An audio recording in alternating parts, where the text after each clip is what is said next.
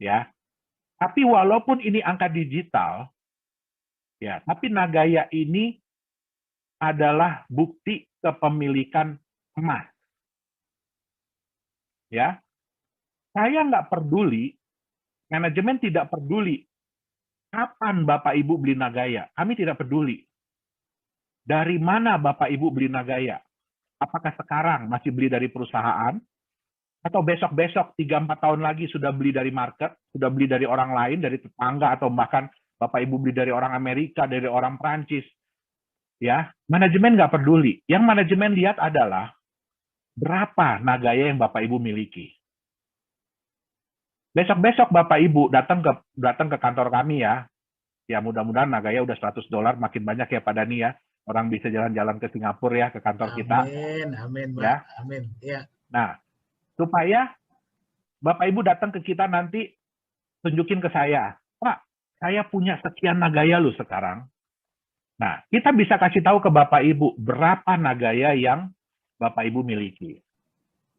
Berapa emas yang menjadi hak Bapak Ibu di dalam penyimpanan itu. Dan kita nggak akan nanya ya Pak ya, Bapak Ibu dapat Nagaya dari mana, belinya dari siapa.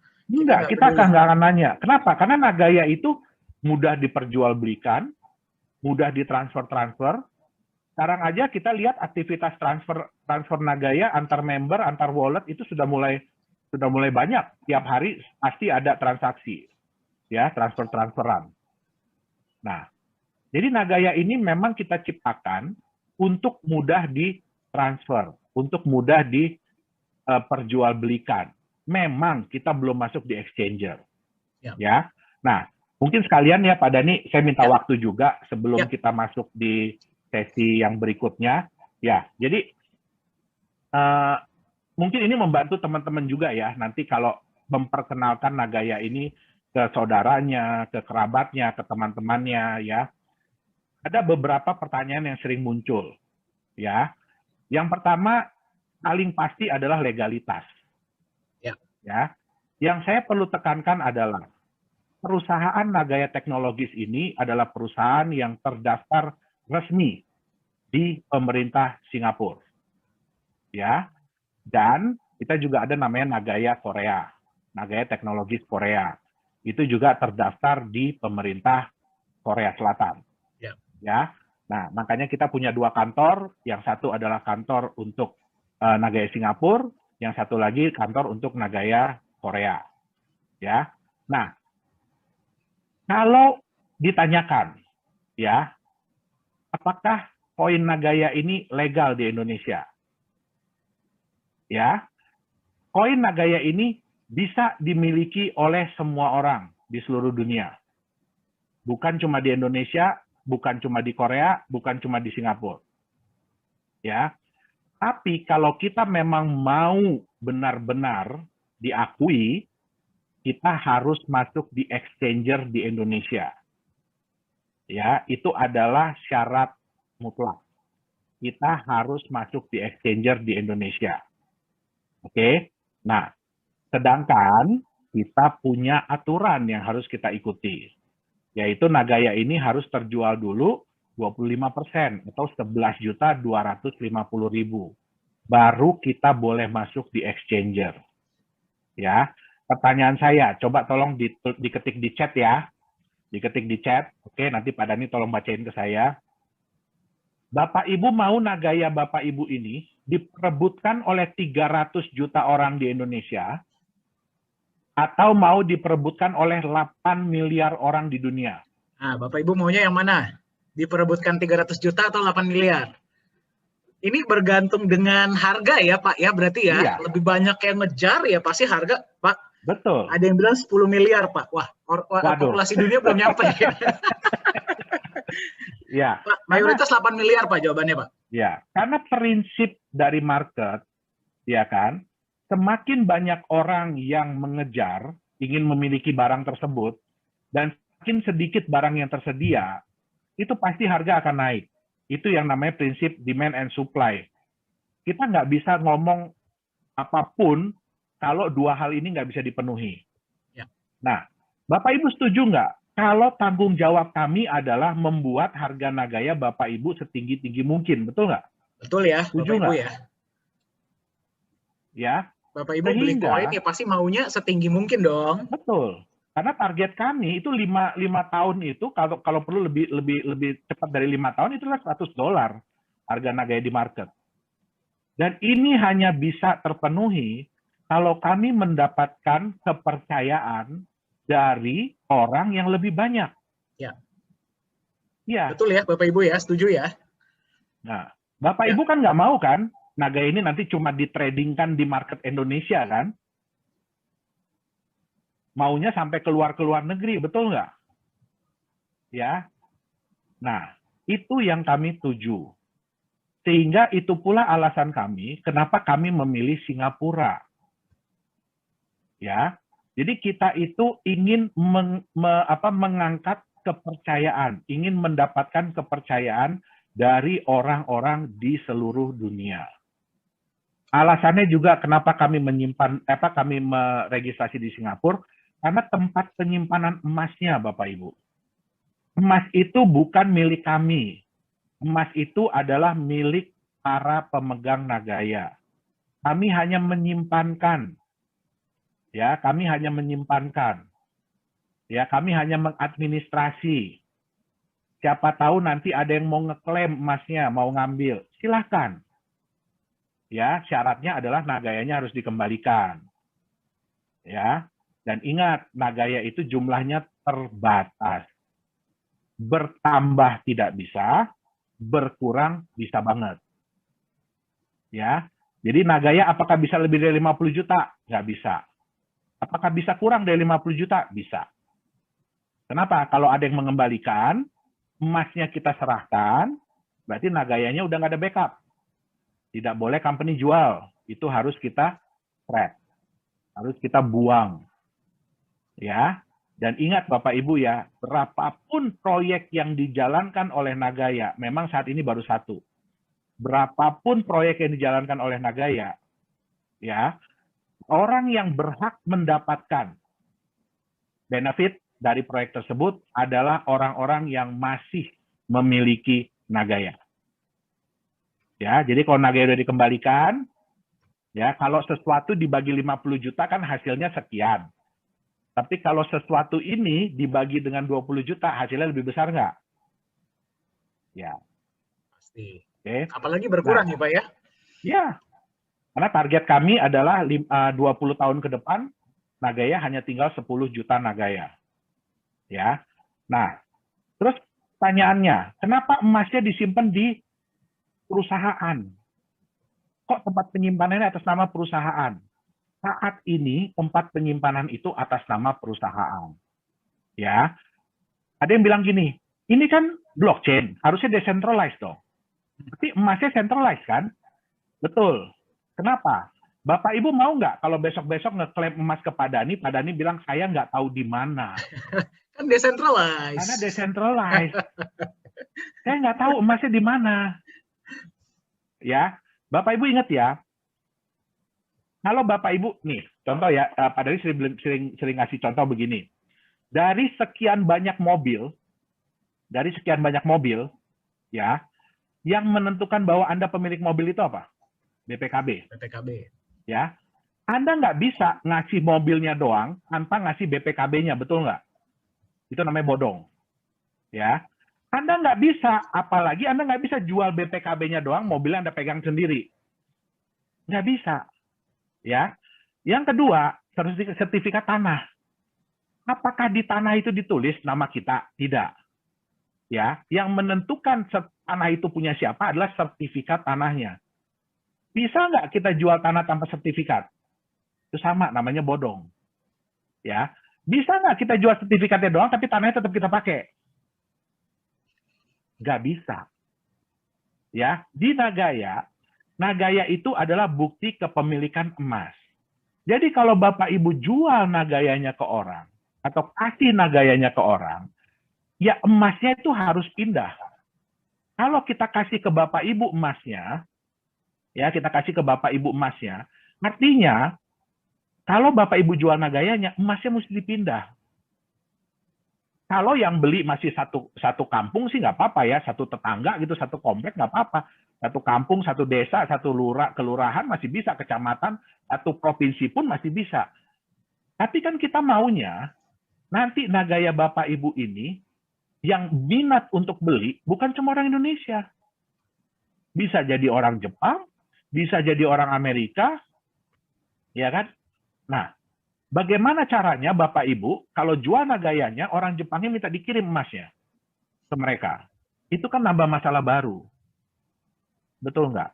Nah, makanya di sini untuk meningkatkan kepercayaan, ya, Nagaya ini diatur oleh sebuah perusahaan, bukan individu Yohanes Chandra, bukan individu Pak Dani, bukan individu Bu Yuli Yolanda, tapi ini diatur oleh sebuah perusahaan yang terdaftar di pemerintah Singapura. Ya, tempat penyimpanannya pun kami tidak mau diam-diam. Kami kasih tahu di mana tempat penyimpanannya. Ya, ada yang nanti mau iseng-iseng, ya kan, jalan ke Singapura, Pak, saya mau lihat dong emasnya, silahkan. Tapi kasih tahu kita dulu berapa hari sebelumnya. Ya, nggak bisa ya, kucuk-kucuk datang, Pak, saya mau lihat emasnya, gitu kan. Yang ada saya ditembak nanti sama orang the safe house. Gitu. Ya, jadi harus bikin janji dengan mereka. Dan kedepannya kami akan pakai trust. Jadi Nagaya itu emasnya bukan Nagaya teknologis lagi nanti yang ngatur, tapi ada sebuah badan hukum atau biasanya notaris ya. Jadi kayak kuasa hukum, lawyer yang memang diakui oleh pemerintah Singapura untuk ngurusin emas Nagaya. Jadi Bapak Ibu klaimnya bukan ke perusahaan Nagaya lagi, tapi ke mereka. Nah, itu dia. Ya, jadi kita akan menuju ke arah sana. Nah, terus kalau kita bicara ya Bapak Ibu ya, memang kami akui ya, semakin kami berusaha untuk transparan, itu semakin banyak orang yang berusaha untuk, mohon maaf ya kata-kata saya ya, untuk melanjangin Nagaya. Ya, untuk melanjangin Nagaya. Oke, kita paham itu. Tapi yang harus dimengerti adalah, ya, di dunia cryptocurrency, itu yang namanya transparansi itu bukan sesuatu yang keharusan. Ya. Ya. Legalitas pun di dunia cryptocurrency itu bukan suatu keharusan. Kalau kita mau bicara, ya, Bitcoin, adakah legalitasnya perusahaannya? Tidak ada. Founder aja nggak ketahuan siapa ya Pak ya? Ethereum, adakah legalitas perusahaannya? Tidak ada. Doge, tidak ada. Litecoin, tidak ada. Tapi apakah mereka semua bisa masuk di exchanger? Bisa. Apakah mereka diperdagangkan? Diperdagangkan. Nah, jadi tidak ada keharusan di dunia kripto untuk memiliki legalitas. Ya, itu yang pertama. Yang kedua, ya, tidak ada keharusan di dunia kripto harus di backup sesuatu. Makanya kami pun di Nagaya itu banyak sekali mendapatkan tantangan. Ya, kenapa kok kripto harus di backup sesuatu? Kenapa kok kripto harus di backup emas segala macam? Itu bagi kami pun itu tantangan. Ya. Tapi satu hal, ya, kami tidak mau aset Bapak Ibu ini ya seperti aset-aset kripto yang lain. Semudah itu diangkat ke langit, tapi semudah itu pula dibanting ke tanah. Kita jangan samain Bitcoin ya. Kalau Bitcoin itu udah nenek moyang, itu pun nenek moyang Nagaya sebenarnya. Ya, Bitcoin itu nenek moyang Nagaya. Kita jangan nyamain Bitcoin. Ya, kita bandingkan Nagaya dengan koin-koin lain. Ya, yang baru muncul atau yang segala macam, yang baru-baru bermunculan lah. Jangan nyamain sama nenek moyang. Ya, nanti dikutuk kita. Ya, nah, jadi itu yang harus diingat. Ya, tidak ada keharusan, apalagi keharusan untuk menjalankan proyek. Ya. Tidak ada. Di dunia kripto tidak ada. Tidak ada juga keharusan harus ngasih tahu proyeknya apa segala macam, nggak ada. Bapak Ibu silakan. Ada banyak sekali koin di CoinMarketCap. Bapak Ibu bisa pelajari, buka white paper-nya, baca roadmap-nya segala macam. Coba cari proyek apa yang akan mereka jalankan. ya. Nah, terus apalagi transparansi itu tidak ada. Ya, tidak ada keharusan bahwa perusahaan kripto itu harus transparan. Apalagi di audit. Ya, itu nggak ada. Nah, jadi apa yang Nagaya lakukan di sini adalah kita sangat menjunjung tinggi legalitas dan transparansi ini untuk apa? Satu, yang nggak bisa bohong. Harga di market itu tetap berdasarkan kepercayaan. Bukan cuma kepercayaan orang yang sudah pegang Nagaya, yang sudah punya Nagaya, tapi juga kepercayaan orang-orang yang belum punya Nagaya. Kita harus bisa meningkatkan itu. Supaya apa? Mereka mau untuk membeli Nagaya. Nah, Bapak Ibu nggak usah takut. Ya, Bapak Ibu nggak usah takut. Ya, kalau ada yang bilang gini, Pak, dia belum percaya sama Nagaya sekarang, Pak. Nggak apa-apa, Bapak Ibu. Ya, jangan takut. Nggak apa-apa. Kita masih butuh orang-orang yang tidak percaya dengan Nagaya saat ini. Kenapa? Suatu saat nanti, mereka akan percaya. Dan di saat mereka percaya, mereka akan mulai membeli Nagaya. Pertanyaannya, mereka beli dari mana?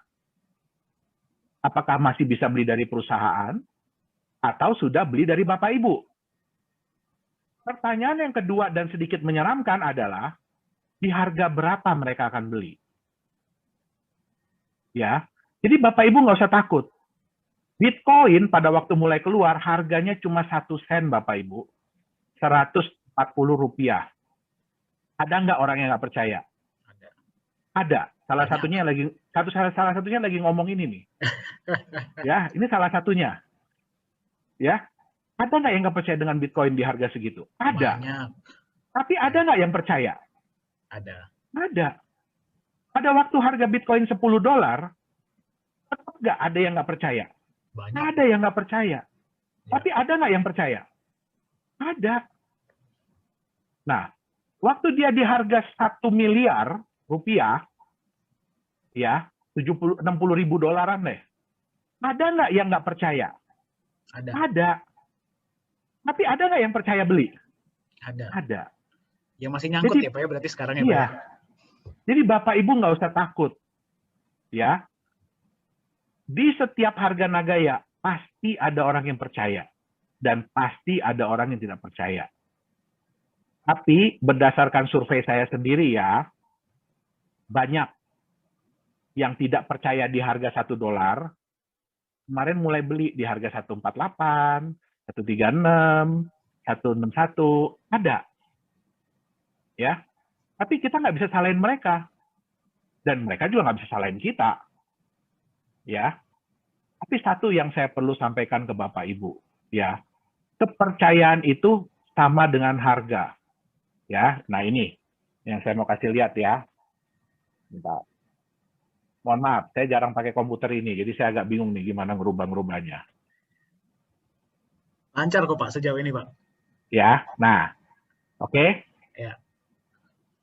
Kita ngambil contoh yang paling simpel lah, tanah. Ya, Bapak Ibu mungkin sering ya menemukan orang nawarin tanah masih dalam bentuk hutan. Ya, kebetulan saya tinggal di Serpong, ya Tangerang. Jadi dulu di daerah ini hutan, Bapak Ibu. Kalau hutan yang digambar ini masih bagus loh ya. Ini hutannya terurus. Ini hutan karet ya. Ini terurus. Dulu hutan yang di Serpong ini waktu saya datang, wah hancur berantakan deh. Ya. Dulu kami ditawarin itu 100 juta rupiah per hektar. Wih, tahun berapa itu Pak? Saya lupa deh. Saya sekitar umur 5-6 tahun, berarti tahun-tahun 80-an. Wih, 100 juta 1 hektar Pak? 1 hektar. Wow. Ya. Pertanyaannya, ada nggak orang yang nggak percaya dan nggak mau beli tanah ini? Banyak, Pak. Ada, itu saya juga, orang tua saya juga. Ya, tapi ada nggak yang beli? Ada pasti. Ada, ya. Kemudian daerah itu berkembang menjadi seperti ini. Ya, menjadi seperti ini.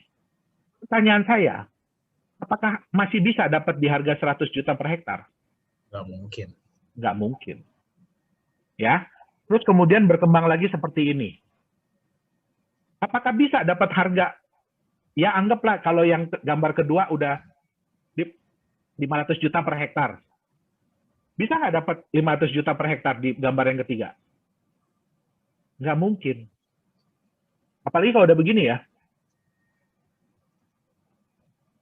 Wih. Tanah yang sama, saya ingat banget tuh ya, tanah yang sama yang ditawarin 100 juta per hektar itu, hari ini harganya sudah 180 miliar per hektar. Ya, pertanyaan saya, di setiap perkembangan pasti ada yang percaya dan pasti ada yang tidak percaya. Ya, Bapak Ibu jangan ngelihat Nagaya udah di gambar yang terakhir ya Bapak Ibu ya. Nagaya itu ada di gambar yang pertama sekarang ini. Ya, kami memang belum bisa menunjukkan banyak kepada Bapak Ibu. Belum bisa. Ya, tapi sejalan dengan waktu perusahaan ini akan berkembang. Nagaya ini akan berkembang. Proyek-proyeknya pun akan berkembang. Ya. Dan suatu saat nanti kita akan tunjukin satu-satu. Ya. Nah, tapi ya ada resiko ya. Ini kan artinya semakin kepercayaan itu tinggi, ya harga itu sudah semakin tinggi. Jadi di Nagaya ini pun ya kami tidak bisa, mohon maaf ya Bapak Ibu ya, saya tahu ada beberapa yang berusaha untuk menelanjangi Nagaya. Ya. Tapi kami pun harus punya senjata. Senjatanya untuk apa? Untuk memastikan bahwa harga Nagaya Bapak Ibu itu semakin lama semakin meningkat. Caranya bagaimana? Ya kami akan transparan. Tapi transparan itu pun ada tahapannya. Ya. Jangan samakan kami dengan perusahaan-perusahaan yang udah TBK ya. Ingat, Nagaya ini masih, kalau di gambar ini gambar yang pertama, yang masih utan. Ya. Nah, tapi kita bersama-sama. Ini yang selalu Pak Dhani bilang kan. Ya, Anda punya dua pilihan. Anda mau berpartisipasi dahulu, Anda mau punya Nagaya sekarang, terus sama-sama yuk kita buktikan Nagaya itu bisa $100. Atau Anda mau terbukti dulu Nagayanya $100, baru kemudian Anda mau beli. Kembali pilihan kepada masing-masing orang. Setiap orang punya strategi sendiri-sendiri, ya, punya tingkat kepercayaan sendiri-sendiri. Nah, jadi kami pun tidak bisa memaksakan itu. Jadi Bapak Ibu nggak usah takut, ya. Kalau ada temennya atau apanya masih belum percaya dengan Nagaya, nggak masalah. Percayalah, suatu saat dia akan percaya dengan Nagaya. Nah, berapa harga yang harus dibayar? Ya kan dia yang bayar, bukan kita. Ya kan? Nah, oke. Itu dia. Nah, ini yang saya bilang tadi, ya. Di harga berapapun, ini harga Bitcoin ya, sebelum jatuh lagi. Di harga berapapun, pasti ada orang yang tidak percaya, dan pasti ada orang yang percaya. Tapi, semakin tinggi kepercayaan orang, ya berarti harga akan semakin tinggi. Itu dia. Oke?